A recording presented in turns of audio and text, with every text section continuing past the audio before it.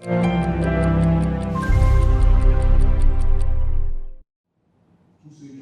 junta behind a coup in Burkina Faso has been authorized to hold power for 3 years, according to a charter signed in the early hours of Tuesday.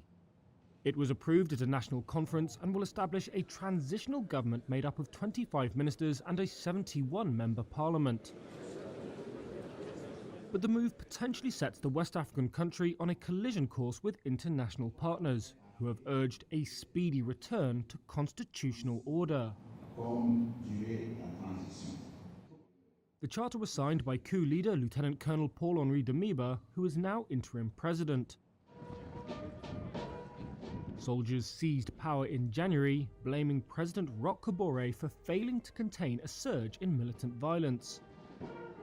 It was the fourth West African coup in 18 months, following 2 in Mali and 1 in Guinea.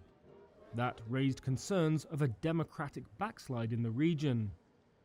But political leader Salam Sawadogo welcomed the charter. The most important thing is the higher interest of the nation, because there are citizens that are outside the country, scattered, and who are looking to come back home. They are looking for food, they are looking for peace. So I am happy and I approve this initiative. Burkina Faso was suspended from regional bloc ECOWAS and the African Union's decision-making bodies after the coup. Both declined to impose additional sanctions, and ECOWAS said in early February that the junta had shown willingness to work with it to organize elections. An African Union spokesperson referred requests for comment on the 3-year transition to ECOWAS. ECOWAS did not respond. This is not a war. This is a genocide of the Ukrainian people by a crazy man who cannot get over that Ukrainian people do not want socialism, Soviet Union, communism. They want to be with the United States of America. They want to be free people, but they want to be with the West. And he cannot get over. I called my friend and she said she was able to get out. Her friend was trying to get out. She saw a woman in the gas station get shot with her children with machine guns. So she stayed in the city. They're leveling the cities to the ground, destroying the people. They're slaughtering them like in animals. They're killing the people. It is not a war. It's a genocide because we have a crazy man that believes that he has the whole world hostage. And then we have a president that talks about and doesn't do things. You know, and what is he going to wait when millions die? Then he's going to do more? I mean, we have not just a moral duty, we are the leaders of the free world. This is going to be the biggest genocide that ever this world experienced. And they're not asking them to fight for us, but they ask us to help, to become serious, that they have ability to defend themselves. Welcome to early voting, folks. The U.S. midterms officially kicked off Tuesday as voters headed to the polls in Texas for the season's first nominating contest. Republican Texas Governor Greg Abbott will try to hold off challengers on his right flank to set up a likely November election against Democratic former Congressman Beto O'Rourke, though Abbott is well ahead in polls against his Republican challengers and has nearly $50 million in campaign cash and Donald Trump's endorsement. Voters will also pick their party's nominees for the U.S. House of Representatives and other statewide offices in what will be the first test of a wave of new restrictions on voting passed in response to Trump's false claims of election fraud. Republican lawmakers and Governor Abbott muscled sweeping new voting restrictions through the state legislature last year over objections from Democrats and civil rights groups.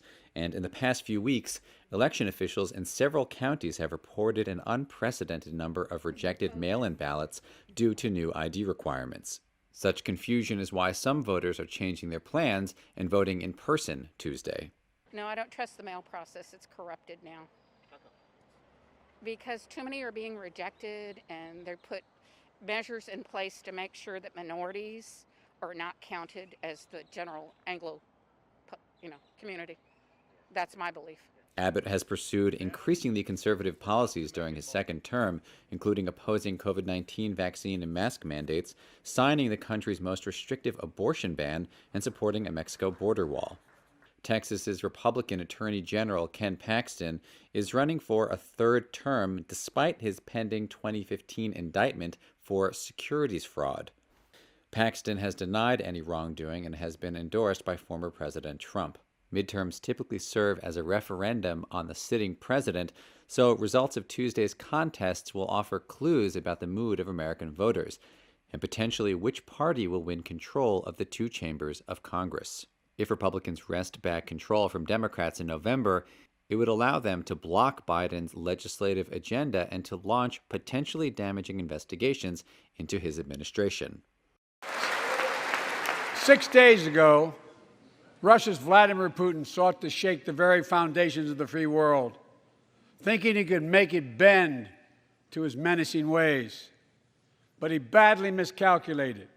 He thought he could roll into Ukraine and the world would roll over. Instead, he met with a wall of strength he never anticipated or imagined. He met the Ukrainian people. The Ukrainian ambassador to the United States is here tonight, sitting with the First Lady. Let each of us, if you're able to stand and send an unmistakable signal to the world of Ukraine. Thank you. Thank you, thank you, thank you.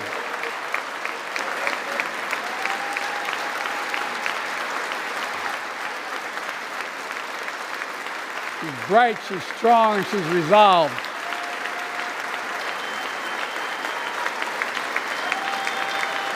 Putin's latest attack on Ukraine was premeditated and totally unprovoked.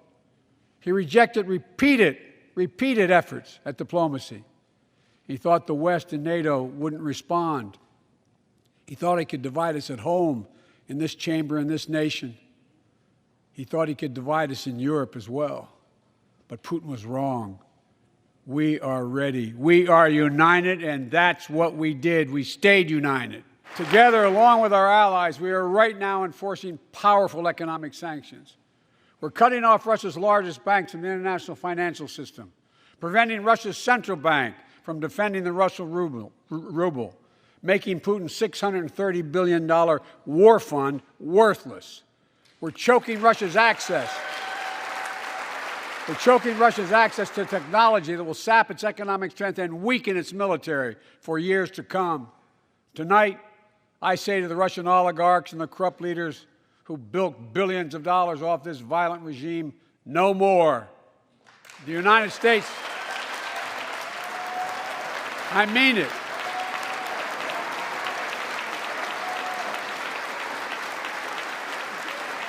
The United States Department of Justice is assembling a dedicated task force to go after the crimes of the Russian oligarchs. We're joining with European allies to find and seize their yachts, their luxury apartments, their private jets. We're coming for your ill-begotten gains. And tonight, I'm announcing that we will join our allies in closing off American airspace to all Russian flights, further isolating Russia and adding additional squeeze on their economy.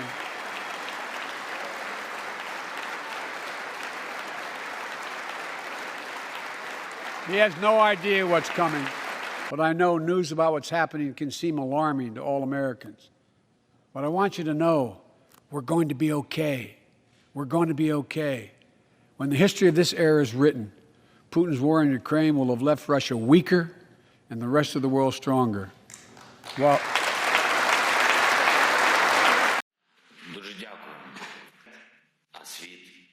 As Ukrainian President Volodymyr Zelenskiy spoke to the European Parliament Tuesday, appealing for help as his country faced a withering bombardment from Russia, at least one man was audibly moved by his speech. His interpreter. We are fighting just for our land and for our freedom,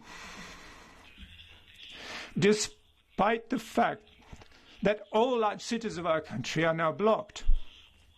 Ukrainian-Canadian interpreter Viktor Shevchenko, who was in charge of translating the Ukrainian leader's speech into English, said Zelensky struck a chord when he mentioned an attack on Kharkiv's Freedom Square. I saw 10 minutes before the speech by President Zelensky, I saw the video with these two explosions on the Freedom Square in Kharkiv. And you know, when he started talking about this, I guess there was more than just a dry presentation of interpretation. It was getting through. Shevchenko, who has lived in Brussels for 18 years and who also speaks German, Polish, French, Russian, and Croatian, said his job usually requires him to use a neutral tone when translating.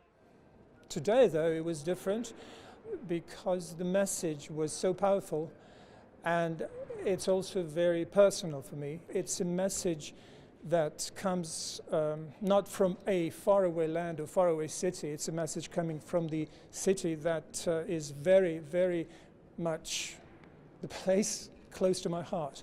That's why it is it resonated with every fiber of my soul.